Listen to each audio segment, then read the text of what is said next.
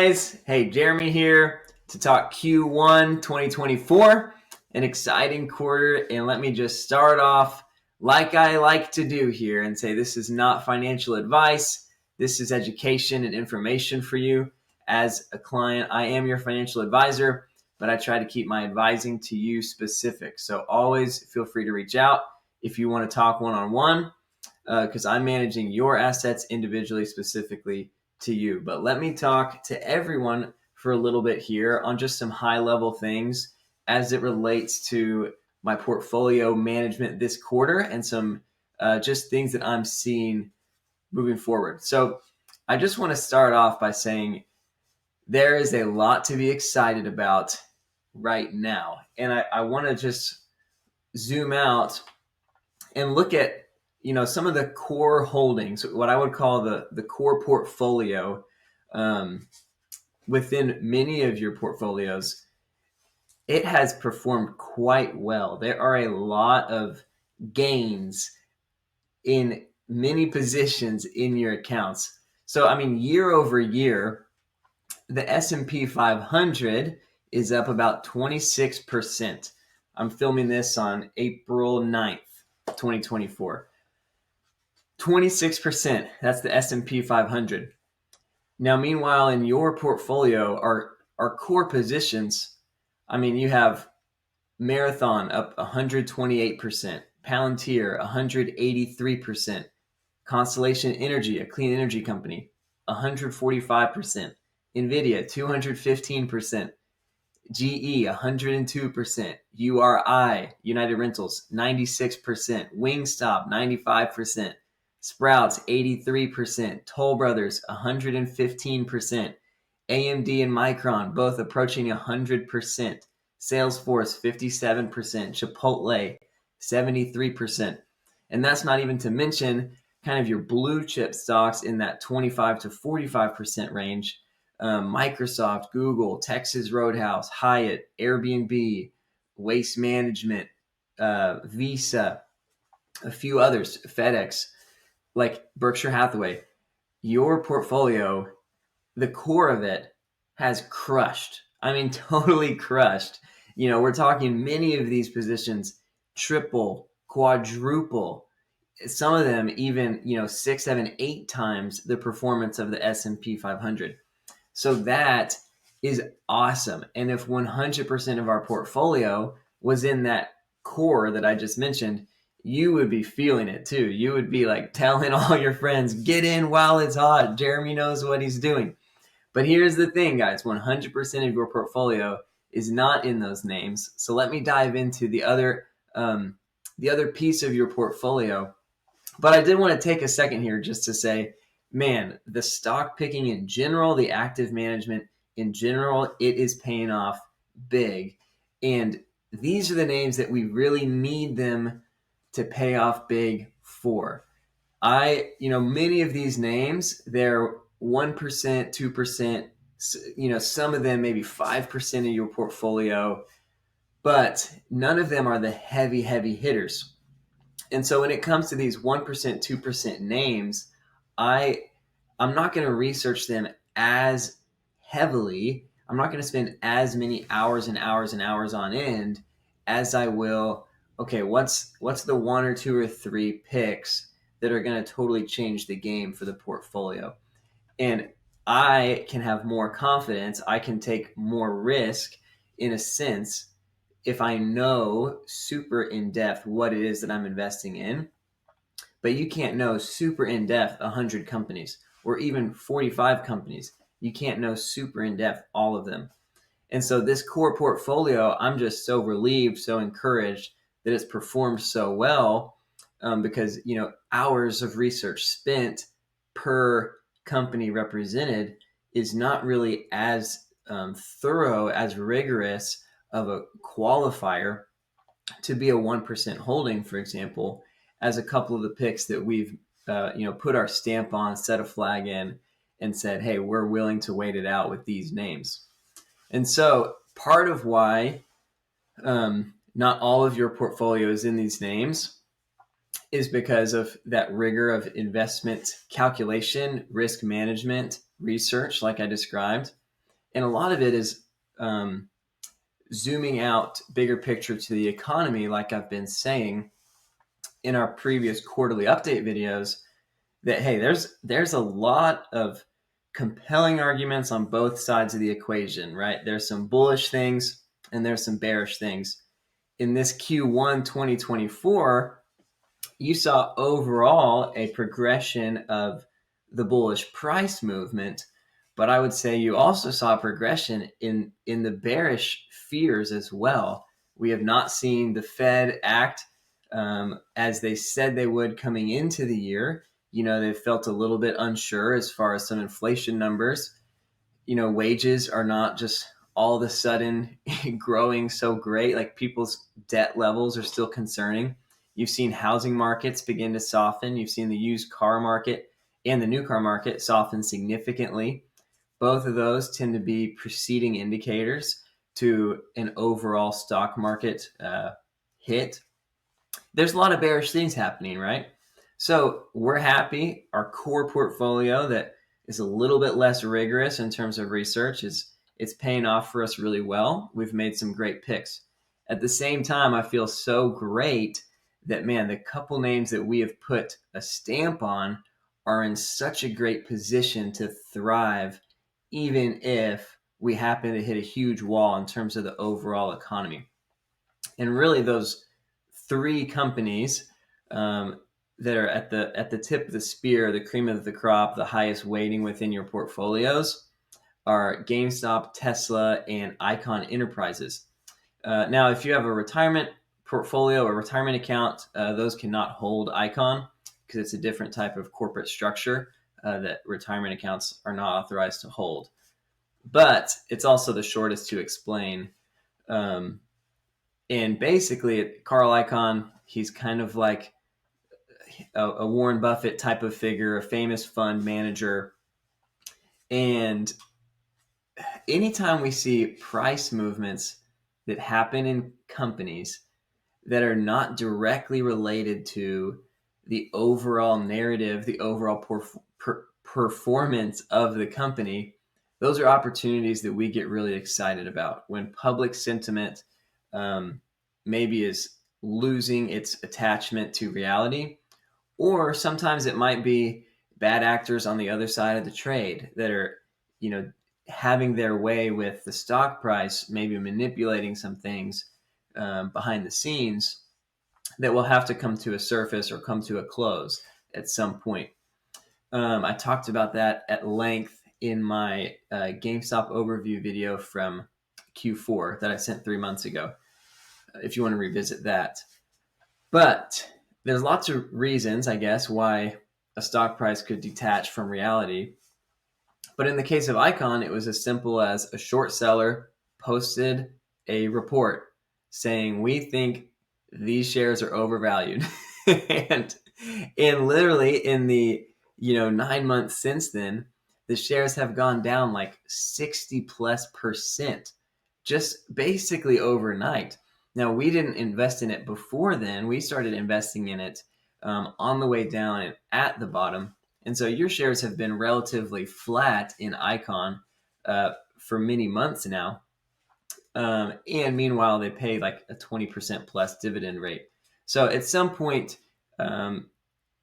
Icon, one of his, I guess, fund managers or advisors, they went on the media recently, soon after that report came out, and basically said something ominous about how Carl Icahn is planning something that we've never seen before, and he's going to get back at this hedge fund for, this defamatory, I don't know how you say that, this hit piece article saying, this company is overvalued, and they don't have necessarily inside information on the company.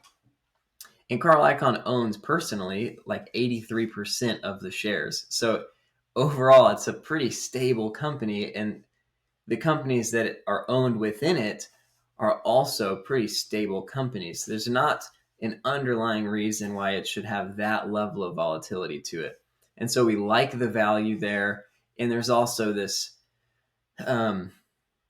this question mark of how might Carl Icahn respond? What is he going to do? Or if he does nothing and he just continues paying a 20% dividend, we're not too mad about that either. But that's the least significant of kind of these three other names, these three focuses, these three companies that we've said, hey, we have an inside scoop here and we feel really great about. The other two, Tesla and GameStop, really, I could not be more excited. And I want you to hear from me that I think this is a very great time to be putting money into either of these names. And I want you to hear that. I'm not going to say that so many times in this video, but let this be the time that you hear me say, I think this is a good time. As far as entry points go, ultimately, I don't get too obsessed about entry points because what's more important is that we're picking the right companies, not that we got in at the perfect time. Because ultimately, if either of these companies achieve half of what they hope to achieve, they will be worth multiple times what they're worth right now easily. And the upside of these companies is certainly exciting, and I'm about to talk about it, but I want to just remind us that these companies, it's also the downside protection that is really exciting. A lot of these companies that I mentioned earlier that are up, 80, 100, 150, 200%, if they went down by half, many of them, investors wouldn't really be able to bat an eye. In terms of a price to sales or a price to earnings multiple basis, if NVIDIA went down by 50%, but it's still double where it was a year ago, how many people are really going to be, marching the streets saying, what, this is so wrong? It's like, well, yeah, it was probably overheated. You know what I mean? Should Wingstop really be worth twice as much as it was a year ago, just selling chicken? You know what I mean? So there's some froth in a lot of this core portfolio. And so I feel just really great knowing that 100% of your portfolio is not just in those names, but you also have some protection from just the overall industry, the overall economy, and you have some things that might zig when other things zag. In the case of Tesla, I think in Q1 was the worst performing company of the entire S&P 500, which is incredible considering that they are still growing and growing quickly. And their autonomous driving platform is also, it's starting to hit an exponential growth curve. It's really doing some amazing things. And Elon Musk recently tweeted saying August 8th is going to be their unveil for their new robotaxi vehicle. The Model 2 is what some people have called it, but we don't really know if Tesla will call it that. But this is what has been dubbed the $25,000 Tesla, the industry breaker in a sense, the final nail in the coffin. And what we love about Tesla, I made a whole Tesla video just last quarter. But industry-wise, electric vehicles are still growing, but you've seen like legacy automakers for much of 2021, 2022, they were dumping ads, dumping innovation and plans and manufacturing timelines into, look at this EV that we're going to make. Meanwhile, they had worse specs than Teslas, and they generally were priced as like $20,000 or more above what a Tesla costs. And so unsurprisingly, they were not able to sell very many of these vehicles. And even with them being priced $20,000 higher than a comparable Tesla, those legacy automakers were still losing money on the sales. For every car they sold, they lost $10,000, for example. So what we saw in the end of 2023 is pulling back on all these EV plans from all the gas car manufacturers. They're saying, actually, maybe not. And now what we're seeing in 2024 is this big media push, this last-ditch effort to sway public sentiment that maybe we don't actually want EVs. Maybe people want hybrids.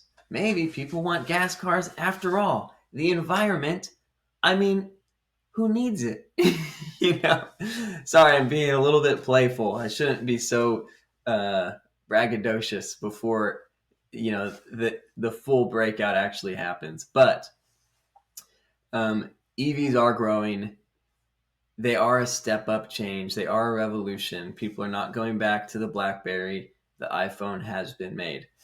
And near term with Tesla, it's not going to grow as fast, not because of any industry concerns, not because of any Tesla concerns, but just because of the economy. Fewer and fewer people can afford car payments. Interest rates are still high and cars are still expensive.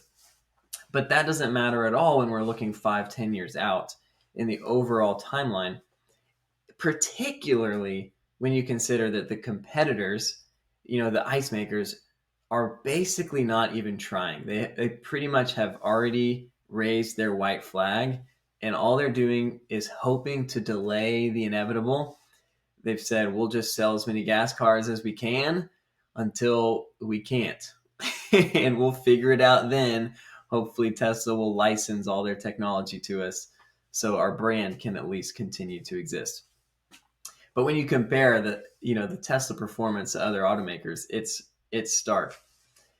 Now, industry-wise, it's still a relatively interest rate sensitive industry, auto sales, automakers. But with Tesla, you have the reality that they're still down 50-60% from all-time highs. At least, I'm pretty sure at least 50% from all-time highs, and year over year about 40%. So they're in this downtrend in terms of their price because their price got so overheated from shorts that had to cover. And so it created a little short squeeze back in 2021 and 2020. But the overall value of the company is much higher now than it was then. Like the overall progress, much further along now than it was then. And so but from a technical analysis perspective, there's so much room for it to grow, and it can only go down so far before value investors say, this is crazy. Anyone that's looking 3 years from now, if you just want to, do a discounted cash flow, if you want to say this is what it's going to be worth in 3 years and say, what's it worth today? And you can be blind to what's it worth 6 months from now. It's an easy pick for a lot of people. And most importantly, it seems that there's some other money on the other side of the bet that is doing whatever it can to keep it in a downtrend for as long as they can, and hoping that no one thinks about 3 years from now, and that the only thing anyone thinks about is whatever is published on some random article. So we like that company. They've made great progress this quarter. They're doing super well, and their stock price did horrible. Down like 25% in quarter one, down 40% year over year, down like 50 to 60% from all-time highs. It is a great value right now. GameStop, on the other hand, another really exciting name, another great quarter, and I just want to say, guys, we did it. We did it. Their full year earnings came out along with their Q4 earnings at the end of March, and it is official. For the first time since 2018, GameStop is a profitable company. Can you believe that, guys? A retailer that was doomed to die. Just sent to the grave. Their stock price was like just pennies. It really actually was a penny stock, technically. Has been resurrected from the dead. It's crazy. It's crazy to imagine. And so that's just so huge. It's so huge because I talked about, in this last video that I made about them, how basically, the ethical play within GameStop, there's some exciting things within digital asset ownership and kind of new technology and how that empowers the everyday person, even potentially within stock markets. But it's really a financial revolution or a financial industry shaking moment for the better, an industry disruption, if you will, within some just kind of old money slash politically motivated slash borderline criminal activity that can happen and has happened in the finance industry, and how GameStop has this opportunity to shake the industry. Now, Tesla is an industry shaker as well. With both of these names, it's less about what did they make this quarter in terms of their stock price. Anytime that you're talking about we want to disrupt an industry, or we want to change something about the way that business is happening in the world, I mean, that's a long play that you're making, and you just want to be really confident in the long-term trajectory of that play.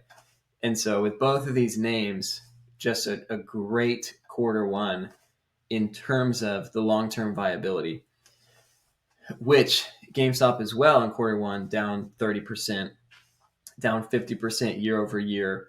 I mean, we've been averaging, our cost average is coming down for sure, but it's just not, it's not common to be gifted an opportunity where the stock price is seemingly inversely correlated to the performance of the company. And so as far as like, what happens moving forward with the stock price, I want to talk about a few scenarios or like what can GameStop do to kind of change the overall narrative. With Tesla, let me jump back there for a second.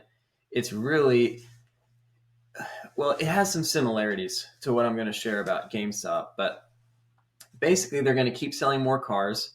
When their Model 2 is released and the price is attached to it and the orders come in, that will probably be significantly bullish for the company.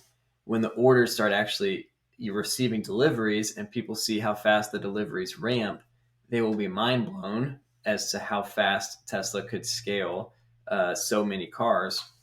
But for Tesla, it's all about the software. It's all about how many people take or purchase, additional softwares to go with their cars. Just like Apple, by the way, it's the same way. It's not the phone that makes them the money. It's everything else. So with Tesla, it's everything else, and their fleet is growing. So they don't just make whatever they make on their vehicle sale. They keep making money from all their existing vehicles as well. They recently released that there are 2 million vehicles using their full self-driving platform right now in the US. And so people purchasing into those softwares, that is significant for the stock price. But then the overall integration of that AI tech into their vehicle, it might be an overnight thing or it might be a gradual thing in terms of regulations with different cities. But when cars really are driving themselves in a way that produces revenue for the company, basically that's the game over moment, and it could happen any day, hypothetically. It's not something that you want to risk missing. I'll put it that way. And then, of course, you have the robot that they're making and the training computer that they're making. There's a lot going on. I do think it will be the most valuable company in the world. I'd say within 10 years, maybe within 5, I don't know. I don't want to be pinned to like time because so much can happen in terms of time. But there's a lot of big problems that they're solving more effectively and more scalably than any other company. For the longest time, people were like, but Apple's making a car. What about when that happens? And Apple recently officially closed that project. They gave up. So, woo, another win for us. Back to GameStop. So what can happen? We believe in the ethical play, right? But from a financial perspective, why is it a viable investment? Why do I feel really great having money in there? And I'll just say, to recap that video from Q1, one reason is because it does have a negative beta. And if we do have a sharp, stark decline in the overall economy, in the overall stock market, I do think that will be a triggering event for a short squeeze within GameStop that it seems to be the most shorted company ever in history. And if values of everything else go down dramatically, it will affect the collateral by which people have these short positions open, which will force them to close some short positions, which will create a domino effect of all these shorts closing. So I like it just from a safety perspective. I want to have something that's ready for a crash scenario that we can be excited about, not just hang on for dear life and know that it's going to be okay one day. But we don't. That's not the only reason we have it. We aren't just waiting around for that to happen. And Q4 solidified for that for us because they are profitable. They make money. So the only question that could be spun now within GameStop's financial viability is, but will they keep making money? Like, did they just get lucky or something? And they will keep making money. They didn't just get lucky. They are lean and mean. So let me just zoom out or zoom in. Let's talk about it. Their SG&A, selling and administrative general expenses, went down $300 million year over year. Their revenue, their sales went down because they're closing stores that they don't need. They still have many thousands of stores worldwide. And so they're getting more efficient within their footprint. And so that's great. And they're just iterating their product mix to have stores that make money, selling things that make money.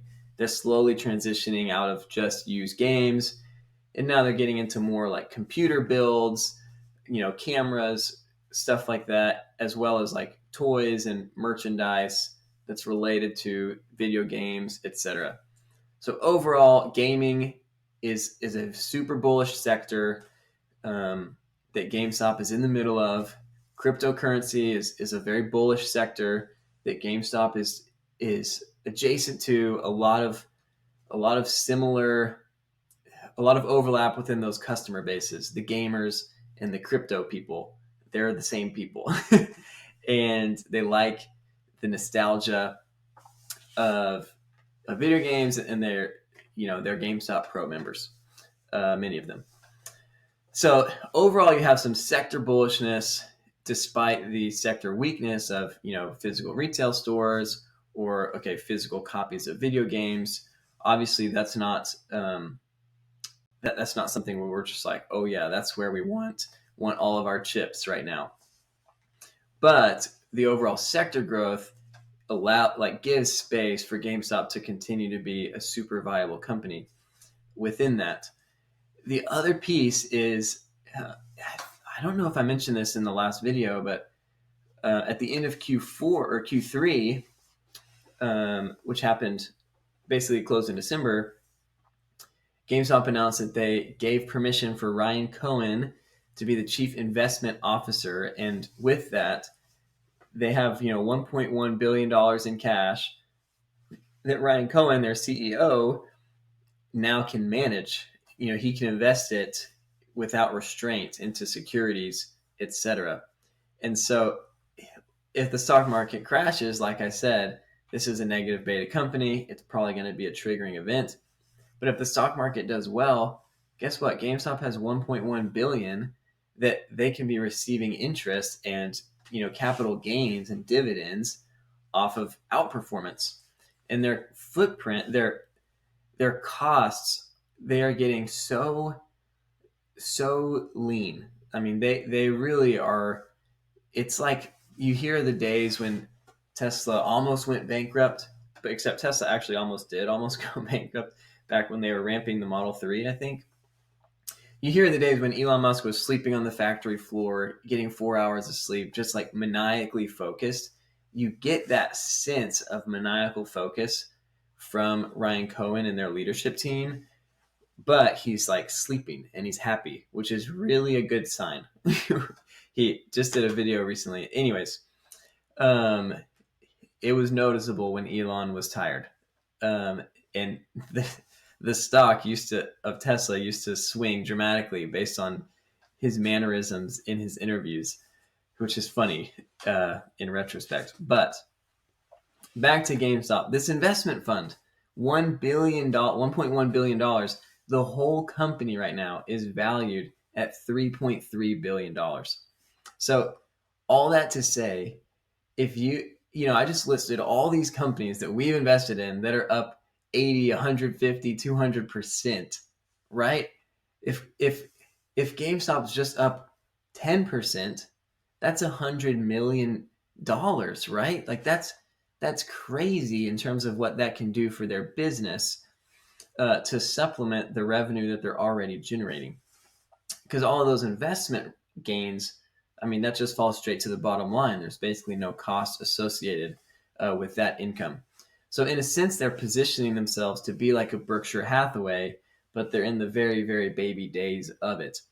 They've mentioned in their 10K that they're in the market as it relates to mergers and acquisitions. Like they are hunting great companies at great deals that could be somehow supplementary in terms of new revenue streams or just synergy within their company.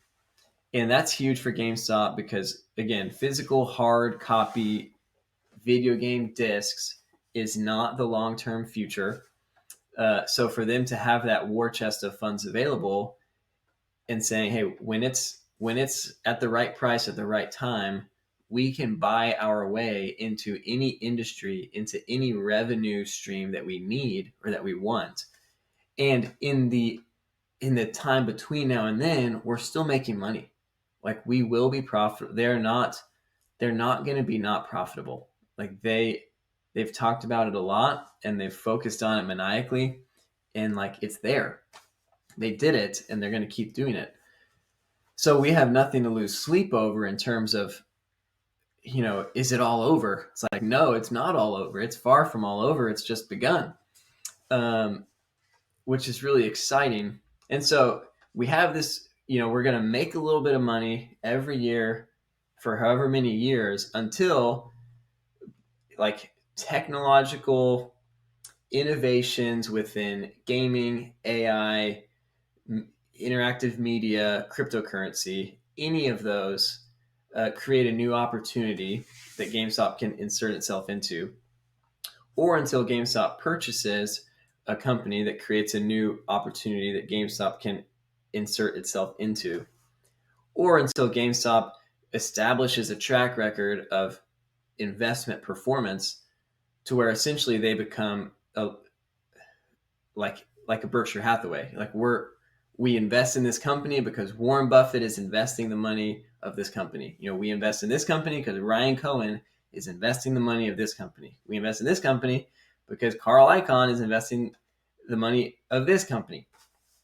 Ryan Cohen did actually tweet last year something along the lines of, they call me Warren Icahn or something like that. Anyways, it's not important. So they're staying alive and they have opportunities to grow when they find that it's the right time to do that. Now, the last thing I want to say about GameStop is other triggering events or like fuel on the fire, like gas that they could put onto the fire that would somehow just like enhance this or like escalate this timeline. And I jotted them down just so I didn't forget them. But one of them is a share buyback. They've already approved a $100 million share buyback. But more recently than that, they approved Ryan Cohen as the CIO. He can invest his money he can invest GameStop's money how he sees fit. And so GameStop itself could hypothetically purchase almost all of the remaining shares available of GameStop with its own money. I mean, and what that would do, it's just like supply and demand, right? If there used to be this many shares and now there's this many shares, well, the price is going up, right? So that would be great for us. Also, like Ryan Cohen personally is worth something like 5 or 6 billion. So he personally could purchase GameStop outright. And maybe related to that, is this scenario of what if GameStop took itself private. The lower that they get from a stock price perspective, the more and more viable all these things become, and the more and more at risk the short sellers are, and the better and better position we're in as long position equity holders. Back in the 2018, maybe spring 2019, was this infamous tweet that Elon Musk made back in the days when Tesla was being shorted almost into bankruptcy. And Elon tweeted, like, thinking about taking the company private, funding secured at $420 a share. And the stock price went up dramatically on that tweet, which he ended up not taking it private. But the reason the stock price went up is because if GameStop took itself private, all the short sellers would have to close their positions. You cannot have shorts outstanding on a privately held company. Those can only exist within publicly traded entities. And so if there is any funny business going on, those bad actors, which all signs point to that being the case, that would absolutely be a triggering event that would force that immense short squeeze that will get GameStop a lot of public attention for many decades to come. It could also, to do that same effect, so it could buy a company outright, right? That would create a new revenue stream for itself. But it could also do a merger with a company and create a new ticker symbol. That would also force shorts to close because the GME ticker would no longer exist. Of course, they could open a new short position on a new entity, but within GME holders, we'd see that short squeeze within the GME entity. They could also release an NFT dividend. Overstock did this a few years ago, and it held up in court after they were sued by the bad actors for doing this. But basically, as a dividend, they could release a non-fungible token, so a unique, image, let's say, to each shareholder. And so if there are legally X amount of shareholders or shares available, but in reality, there's all this funny business, and let's say there's 10 times as many shares currently in the float than actually should exist, again, that's going to create a short squeeze scenario where basically shorts have to purchase those NFT dividends in order to present them to each rightful owner of them. So several things they can do to basically to trigger the short squeeze themselves. And then of course there's also the possibility of the other side imploding. So in the case of Tesla, like if all ICE makers go bankrupt, internal combustion engine vehicle makers, if they all go bankrupt, the bear case on Tesla is also erupted, right? Like, okay, this truly is the future of vehicles, and they're the only ones here to tell the story. With GameStop, again, it's more of a. Sorry, my throat is really choppy, but I'm out of water over here. It's more of a financial industry disruption that GameStop is looking for. But you've already seen Archegos back in 2021 go bankrupt, and you saw that book get assumed by Credit Suisse. You've seen Credit Suisse go bankrupt. You've seen that book get assumed by UBS, and you've seen credit default swaps on UBS increase significantly, meaning more people think UBS will end up going under as well. So there are these underlying short positions directed towards GameStop that are not finished yet. And if all the bad actors, if all of them implode, again, that could be a triggering event. So there's certainly some fuel to the fire that could happen here, but we don't necessarily need any of those things to happen. And there's a famous quote by, I think his name is Sun Tzu, this famous old age Chinese general, It basically says like never interrupt your enemy when he's making a mistake. And I think Napoleon Bonaparte quoted the same quote as well. And so as it relates to GameStop, okay, these short sales, these bad actors, etc. Why, after seeing this super encouraging year where they turn around and go profitable, why would their shares be down 50%? This doesn't make sense. I'm so upset. Why are people manipulating the price or shorting this stock, etc.? How could it only be worth $3 billion? Whatever it may be. They've got 1.1 billion in investments. They have no debt. Their profitability is growing. Their expenses are dropping, and they're super focused. And they're in a bullish sector with plenty of opportunities to grow. Why is the share price not doing blank? Well, if the reason it's not is because other people are digging themselves deeper into a hole, then basically the leadership of GameStop has made it clear we are going to let them do just that. They literally have not telegraphed anything in about a year now. I mean, they stopped doing earnings calls altogether. So they release, the forms that they're required legally to file with the IRS, but they don't even take investor questions. It's just a tweet here or there from one of their board members, and then it's their filings. And so what they're saying is, look at the numbers, look at what we're actually doing. And if you know what we're doing, then you see the value. And so that's the only other thing I wanted to mention, is that the lower the price gets, combined with the weaker the bearish narrative gets, combined with the more that profits continue to grow, the company continues to perform. Like those three things together, it becomes quite the ticking time bomb. And we saw a lot of progress in all three of those, really, but particularly the bearish narrative weakening and the company performing. We saw that take some huge steps of confirmation in Q1 this year. And so really excited about that, really thankful for that. And I just want to say it one more time, it is certainly a good time in terms of an entry point to be in the name. It's already a significant position within your portfolio, so it's not something that you need to FOMO into.